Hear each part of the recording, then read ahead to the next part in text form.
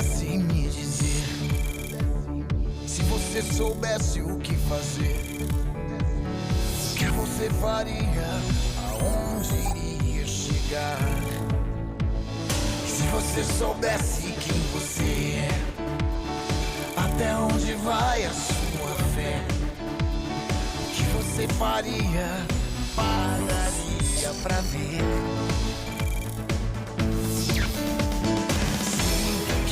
É poder, tem que ir até o final, se quiser vencer.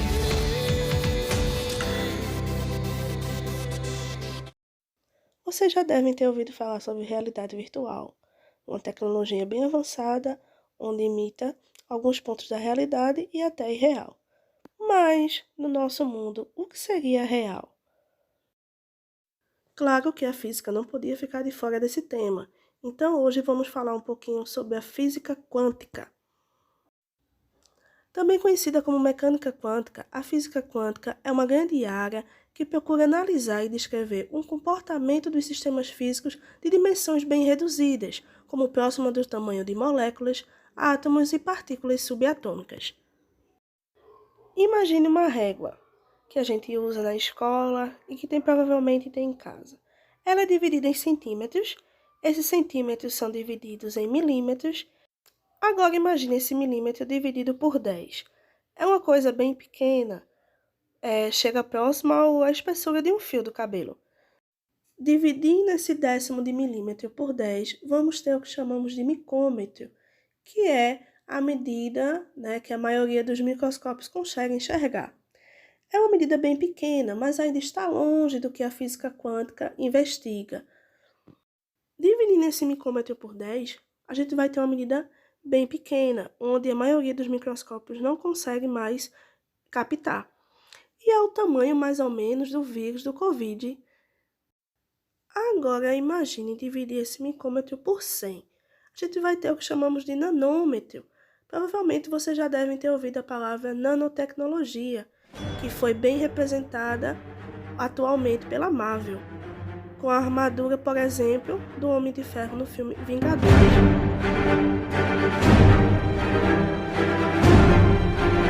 Agora imagine dividir esse nanômetro por 10. É o que a gente vai chamar de angstrom, que é mais ou menos o tamanho de um átomo. E é nessas medidas que agora sim a gente vai começar a ter os efeitos da física quântica. Então já dá para imaginar que a física quântica ela vai se aplicar a elementos muito, muito pequenos. E novamente a Marvel vem ilustrar isso através do personagem Homem-Formiga, onde em seu filme ele diminui tanto ao ponto de chegar no reino quântico. Tenho que encolher em nível molecular para entrar. Vai embora daqui! Socorro, pai! Te amo, Cassie.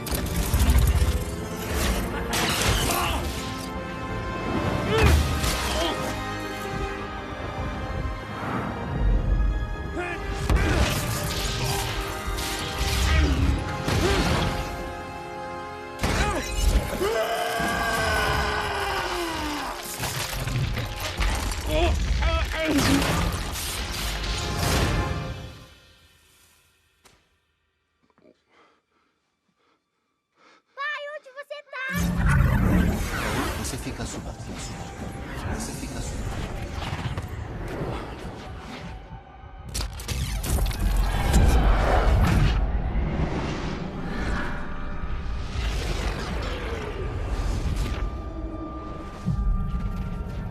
Entraria numa realidade em que toda concepção de tempo e espaço, toda concepção de tempo e espaço, toda concepção de tempo e espaço se mostre relevante. Em que toda concepção de tempo e espaço se mostre relevante.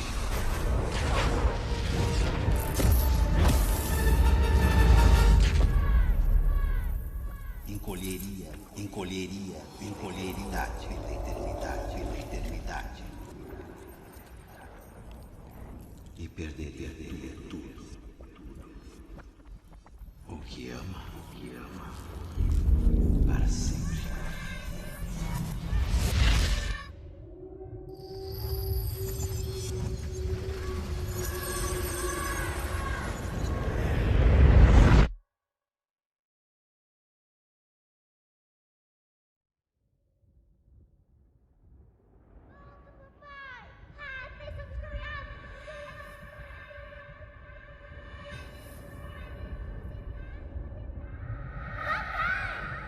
Cassie! No regular.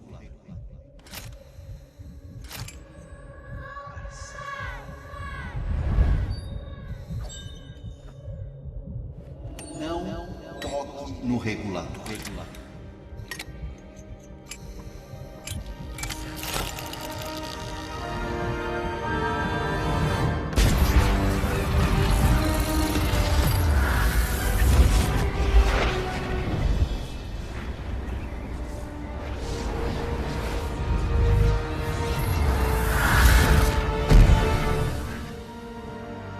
Então deu para notar que são bem pequenos. Então imagina essas partículas sendo divididas e mais divididas. Então só a partir daí vamos começar a ter a aplicação do universo da física quântica.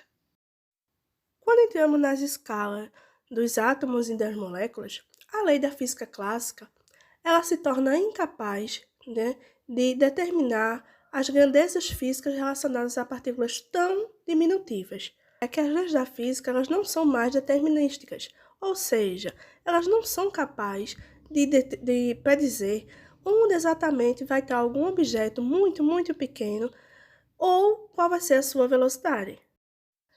Além disso, tudo aqui agora não é determinístico, ou seja, os sistemas, as equações expressas na física quântica, ela vai lhe dar uma probabilidade sobre essas medidas, sobre essas localizações dessas partículas. Por exemplo, atualmente, nós temos vários objetos tecnológicos que permitem calcular, medir com muita precisão.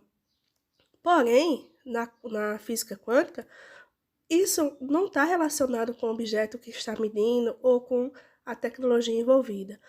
É a impossibilidade da própria natureza da física quântica de conseguir determinar esses elementos. E essa natureza foi a causa de muita incógnita, ela foi por muito tempo incompreendida e acabou que muitos físicos começaram a questioná-la, tendo diferentes interpretações ou até mesmo negá-la por completo. Apesar de parecer estranha, a mecânica quântica é uma das teorias físicas de maior sucesso. A precisão dos resultados alcançados por essa teoria chega a ser assustadora. Atualmente, a interpretação da mecânica quântica mais popular e aceita é a chamada interpretação de Copenhague. Ela foi desenvolvida por um dos maiores nomes da ciência, como Niels Bohr, Max Born, Oxken, Heisenberg, entre outros.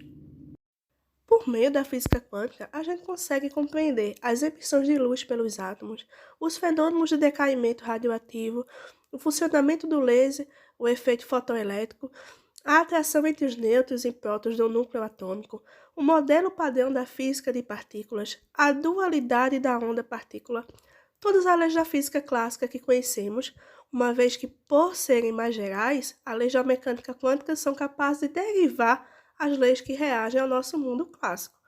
E isso ajuda em muitas aplicações que temos hoje no dia, como, por exemplo, a produção do raio-x, que envolve ali o efeito fotoelétrico, entre outras criações. Ainda não ficou claro o que significa física quântica ou o que ela estuda? Para entender melhor, vamos ver um trechinho do vídeo publicado pelo canal Física de Atom, que fala um pouco sobre a física quântica, o que ela é, alguns contextos históricos que a envolvem e também a sua complexidade e aplicabilidade. No vídeo de hoje iremos trazer a melhor explicação sobre física quântica para iniciantes. Se você tem curiosidade para entender esses termos que atualmente estão em alta, como física quântica, mecânica quântica, lei da atração, mas não entende a relação que existe entre tudo isso e como isso afeta você, será mesmo que isso é possível? Bom, para isso resolvi fazer esse vídeo e trazer a melhor e mais clara explicação sobre o que é física quântica para iniciantes e como isso impacta diretamente você. Eu sei que isso tudo parece bem complicado e você provavelmente busca esse conhecimento como um alento para tentar compreender os enigmas do universo e da vida e tentar se conhecer melhor. A física quântica é um ramo da ciência que estuda a natureza em escala atômica e subatômica, ou seja, ela estuda o mundo das coisas muito pequenas, moléculas, átomos e seus componentes, as chamadas partículas subatômicas.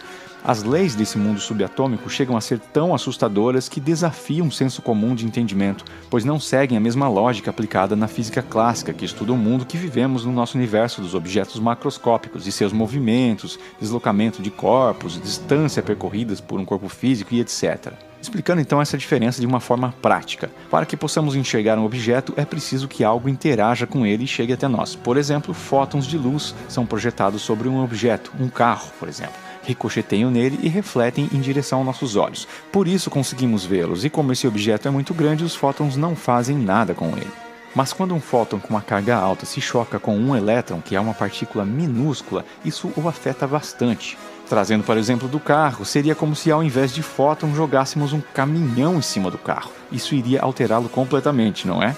Por isso, no mundo quântico, medir algo altera o objeto que está sendo medido, pois as partículas atômicas são tão pequenas que qualquer ação sobre elas pode alterá-las. Então não podemos saber exatamente como funciona esse mundo subatômico, pois ao interagir com ele de qualquer forma, altera o resultado na medição, não sendo possível medir com precisão a posição e a velocidade dos objetos quânticos. Portanto, se no mundo clássico um carro está em uma determinada posição e velocidade, no mundo quântico só poderemos dizer que existe uma probabilidade de uma partícula estar em um certo lugar em um certo momento.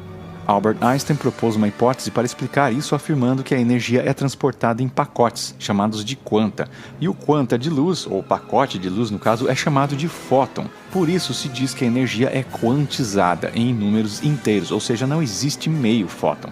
E o efeito fotoelétrico mostrou que estes fótons eram partículas. Pela primeira vez na história, provou-se que a luz, antes considerada onda, também agia como partícula em dados momentos. Esse fenômeno ficou conhecido como dualidade onda-partícula da luz. Anos depois, o físico francês Louis de Broglie propôs que se a luz é capaz de agir tanto como partícula quanto como onda, talvez as demais partículas que conhecêssemos também pudessem agir como ondas. Assim, a dualidade onda-partícula se aplicaria a toda a matéria no universo. Essa hipótese foi comprovada anos depois com os físicos americanos Clinton Davidson e Lester Germer, através de um experimento onde eles encontraram evidências de que elétrons realizaram difração e interferência, fenômenos exclusivos de ondas, algo que mudaria para sempre a nossa compreensão de realidade. Mas então por que não agimos como onda no dia a dia? Baseada na equação de de Broglie, podemos determinar o comprimento de onda de qualquer corpo existente no universo apenas sabendo sua massa e velocidade. Nesse sentido, o comprimento de onda de átomos e moléculas é menor do que a distância entre eles. Por isso, em condições normais, as moléculas não interagem entre si como ondas, mas sim como partículas. Por essa razão, o mundo macroscópico em que vivemos pode ser descrito classicamente, sem considerar os efeitos da mecânica quântica. Segundo o professor Dr. Mário Carabajal, PhD e cientista brasileiro, os pensamentos gozam de quântons de energia, numa proporção mais elevada do que o raio gama. Todavia, atribuímos ao raio gama a onda condutora do pensamento. Daí, a possibilidade da recepção dessa energia por pessoas que de alguma forma se encontrem em sintonia, ligadas por vínculos familiares, afetivos de alguma forma, ou mesmo por sofrimentos, enfermidades, ou o inverso, radiantes de alegria, buscando partilhar, emitindo quântons de ondas gama na frequência onde encontramos a faixa de pensamentos. Da mesma forma que as ondas de rádio são colocadas em sua correspondente faixa, sendo plausível de recepção se captarmos com aparelhos próprios para esses fins as suas frequências. Muita informação, não é mesmo? Mas vamos parar um pouquinho agora e refletir sobre a situação do gato de Schrödinger, que vai ser narrado pelo personagem Sheldon da série Big Bang a Teoria, que ele vem retratar e faz um paralelo desse experimento para uma situação de forma irônica contracenando com o personagem Penny. O lance é o seguinte. Você já deve saber que o Leonard me chamou pra sair. Bom, na verdade ele não disse nada, mas quando ele voltou ao apartamento, ele estava dançando de um jeito que me lembrou os hipopótamos felizes de fantasia. Ai, que coisa fofa. Bom, olha, o que eu queria falar com você, sabe, é que desde que eu e o Leonard ficamos amigos, eu sou... Não quer sentar?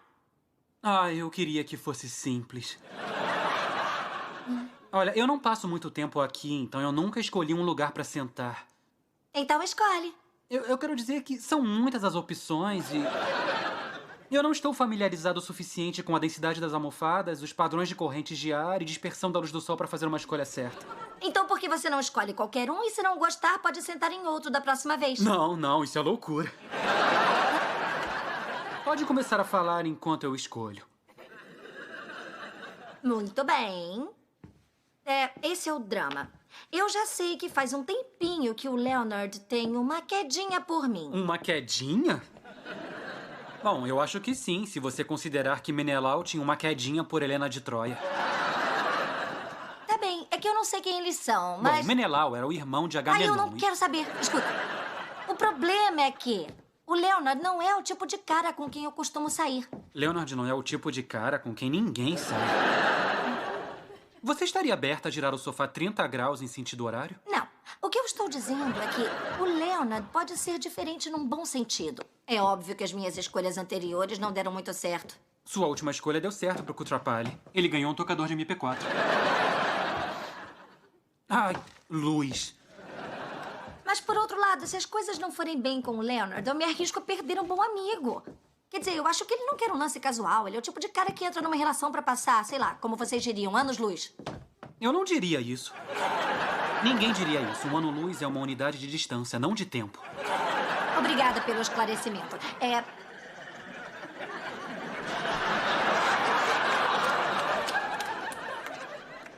Corrente de ar.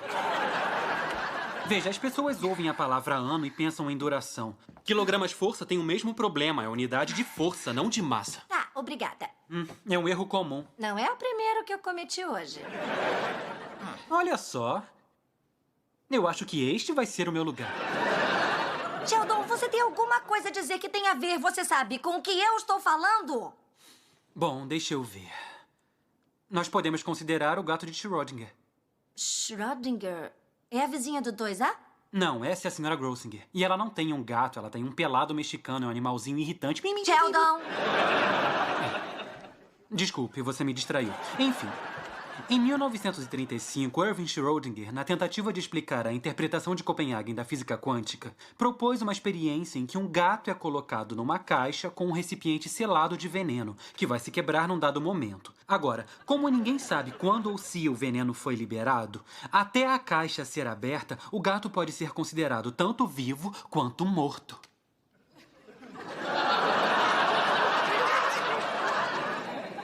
Eu não entendi o raciocínio. Claro que não entendeu, eu ainda não cheguei lá. Teria que ser vidente para entender, e videntes não existem. Sheldon, então chega lá! Assim como o gato de Schrödinger, a sua relação em potencial com o Leonard agora pode ser considerada tanto boa quanto ruim. Apenas abrindo a caixa, você vai saber o que ela é. Muito bem. Então está dizendo que eu devo sair com o Leonard? Não. Deixa eu começar de novo. Em 1935, Erwin Schrödinger... E aí, achou interessante o problema do gato? Então, para que a gente possa refletir com objetivos mais físicos, vamos ver a ilustração feita pelo canal Minuto de Física sobre o problema. Este não seria um canal do YouTube se não tivesse um vídeo de gatos, então, sem mais delongas, apresentamos o gato de Schrödinger. Você certamente já escutou alguma versão dessa famosa experiência racional. Se põe um gato em um paiol com pólvora instável que tem 50% de probabilidade de estourar no minuto seguinte e 50% de probabilidade de não acontecer nada. A pólvora é a versão de Einstein, Schrödinger preferia gás venenoso. Então, até que olhemos dentro do paiol, não sabemos se o gato está vivo ou morto, e, quando olhamos, ele está, de fato, vivo ou morto. Mas se repetirmos a experiência suficientes vezes com suficientes gatos, paióis e pólvora, veremos que o gatinho sobreviverá na metade das ocasiões, e na outra metade o gatinho diz bye-bye. A interpretação da mecânica quântica é que antes que olhemos, o gato está em uma superposição, está vivo e morto simultaneamente, e nosso ato de olhar força a decisão da natureza. É a nossa curiosidade que mata o gato. Mas o que acontece na perspectiva do gato? Bom, o gato pode ver a pólvora explodir ou não, então dentro do paiol temos duas possibilidades. A pólvora explodiu e o gato a viu explodir, ou a pólvora não explodiu e o gato não a viu explodir. Não existe a opção a pólvora explodiu e o gato não a viu explodir. Logo, a realidade do gato se torna entrelaçada com o resultado da experiência. E é a nossa observação da experiência que força a natureza a colapsar entre uma opção e outra. Mas nós também somos como o gato. Ou o gato morre e o vemos morto, ou o gato vive e o vemos vivo. Então quem nos observa para forçar a natureza a colapsar em uma só realidade? Ou as duas possibilidades ocorrem em paralelo dentro de um multiverso de maior escala? Este problema do colapso a uma única realidade é uma das maiores perguntas não respondidas da física quântica. Assim, para o bem do gatinho, posso ter uma resposta, por favor? E então, o que será que aconteceu com o gatinho? É literalmente aquela frase, a curiosidade matou o gato. Mas eu vou deixar essa discussão para uma próxima aula, para que a gente entre em alguns outros conceitos da física quântica. Agora, vamos ver um pouquinho a física quântica aplicada a alguns objetos, algumas situações que a gente tem no dia a dia e que talvez a gente não tenha ainda percebido. Sabia que, ao pegar o seu celular, você está lidando com física quântica? Por exemplo, ao acender simplesmente a tela do seu celular, isso vai ser graças ao fenômeno descrito na mecânica quântica. A tecnologia para as telas de celulares, laptops, TVs, são baseadas em LEDs. Cada pequenininho LED é composto de camadas de cristais coladas firmemente, cada uma com sua composição química específica. As propriedades da física quântica são usadas para entender como os elétrons se comportam ao passar pelos materiais cristalinos. Assim, foi possível obter LEDs que fornecem diferentes cores de luz. Outro local que a gente vai encontrar são nas câmeras, né? Aquele momento que você está fazendo aquela selfie, aquela fotozinha para postar no Instagram. A câmera do seu smartphone, por exemplo, ela é mais complexa do que você imagina. Ou melhor, múltiplas câmeras.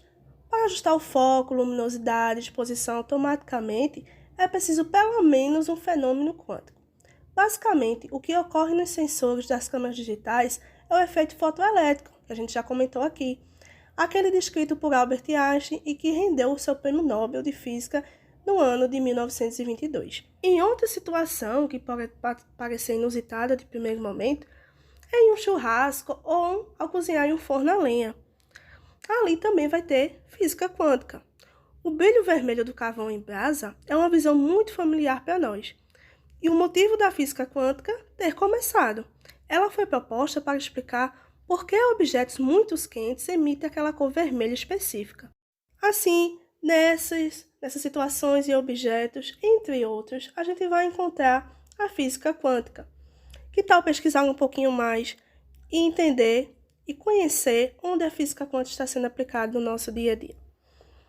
Deixo vocês com essa atividade. Pensem também no gato de Schrödinger e até a próxima aula.